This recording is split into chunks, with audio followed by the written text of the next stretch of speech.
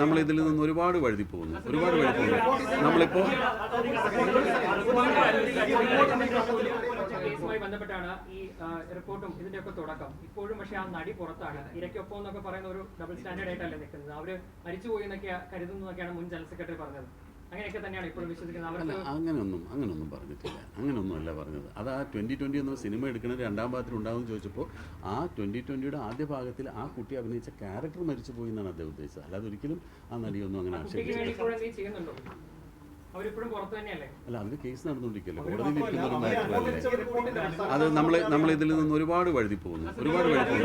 നമ്മളിപ്പോൾ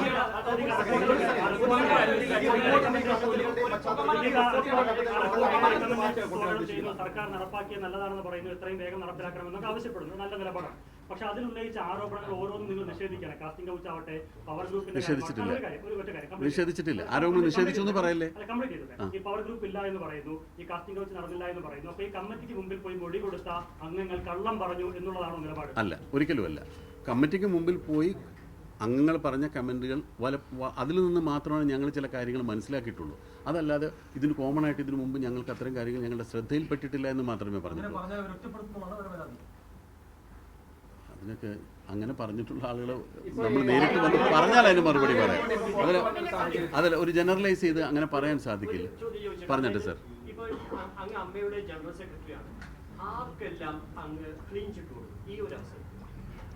അങ്ങനെ ഒരു അമ്മയുടെ ജനറൽ സെക്രട്ടറിക്ക് അങ്ങനെ ഒരു ക്ലീൻ ചിറ്റ് കൊടുക്കാനോ അല്ലെങ്കിൽ ക്ലീൻ ചിറ്റ് കൊടുക്കാതിരിക്കാനുള്ള ഒരു പദവിയല്ല ഇത്. അങ്ങനെ നമ്മൾ ആരെയും സർട്ടിഫൈ ചെയ്യേണ്ട കാര്യം. 506 പേരടങ്ങുന്ന ഒരു സംഘടനയുടെ ജനറൽ സെക്രട്ടറിയാണ് ഞാൻ. ഈ 506 പേരെയും ഒരേപോലെ കാണാനേ സാധിക്കുള്ളൂ.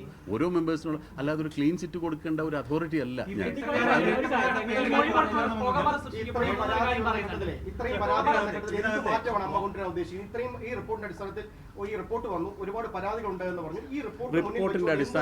റിപ്പോർട്ടിന്റെ അടിസ്ഥാനത്തിൽ മാറ്റം കൊണ്ടുവരേണ്ടത് അമ്മയല്ല.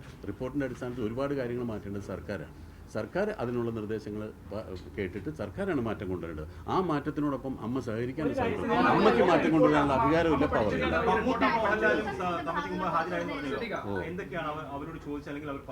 ഏതാണ്? ഞാനത് വിശദമായിട്ട് ചോദിച്ചിട്ട് ഞാൻ പറഞ്ഞില്ല. നേരത്തെ പ്രതിഫലത്തെ പറ്റിയിട്ടുള്ള കാര്യങ്ങളാണ് കൂടുതൽ ചോദിച്ചതെന്നാണ് എനിക്ക് അറിയാൻ സാധിച്ചത്. പറഞ്ഞൊരു കാര്യം, ഈ റിപ്പോർട്ട് വെച്ച് പുകമറ സൃഷ്ടിക്കുന്നതാണ് പറയുന്നത്. അതിന് പ്രധാനപ്പെട്ട കാരണം പറഞ്ഞാൽ ഇതിലെ ചില ഭാഗങ്ങൾ മാത്രം ഒഴിവാക്കി, അല്ലെങ്കിൽ ഈ റിപ്പോർട്ടിലെ തന്നെ അല്ലെങ്കിൽ ഇതുമായി ബന്ധ തെളിവുകൾ ഒഴിവാക്കിയാണ് പുറത്തു വന്നിരിക്കുന്നത്. ഇതുമായി ബന്ധപ്പെട്ട മറ്റ് തെളിവുകളൊക്കെ പുറത്ത് വരുവാണെങ്കിൽ ആ പുകമറ സൃഷ്ടിക്കുന്ന ഒഴിവാക്കി കൂടെ മാറും, തീർച്ചയായിട്ടും മാറും. അല്ല, അതാണ് ഇപ്പൊ കോടതി ആവശ്യപ്പെട്ടുള്ളത്. അതുകൊണ്ട് ഞങ്ങളുടെ ആഗ്രഹം അത് തന്നെയാണ്. ഇപ്പൊ ഡിവിഷൻ ബെഞ്ച് എന്താ ആവശ്യപ്പെട്ടിരിക്കുന്നത്? മുദ്ര വെച്ച കവറിൽ ഫുൾ റിപ്പോർട്ട് കൊടുക്കാനാണ്. അത് വരട്ടെ, ഡിവിഷൻ ബെഞ്ചിന്റെ മുന്നിൽ വന്നതിന് ശേഷം അതിന് ആവശ്യങ്ങൾ വരട്ടെ. അല്ല, ഹർജി കൊടുക്കേണ്ട കാര്യമില്ല. സർക്കാരിന് ഡിവിഷൻ ബെഞ്ച് നിർദ്ദേശിച്ചില്ല, അതിന്റെ ആവശ്യമില്ല. ഇത്രയും നേരം ഞാൻ പറഞ്ഞത് തുറന്ന നിലപാടല്ല. അതെ, താങ്കളുടെ സഹപ്രവർത്തകർ നേരിടുന്ന പ്രശ്നവുമായി ബന്ധപ്പെട്ടാണ് ഈ റിപ്പോർട്ട് വന്നിരിക്കുന്നത്. അപ്പോൾ ഹർജിയിൽ ചേരുമോ എന്ന് ചോദിച്ചപ്പോൾ അതിന്റെ ആവശ്യമില്ലാന്ന് താങ്കൾ അല്ല, നമ്മള് അതിന് ഹർജിയിൽ ചേരുന്നതിന് മുമ്പ് തന്നെ കോടതി പറഞ്ഞല്ലോ റിപ്പോർട്ട് കൊണ്ടുവരാം.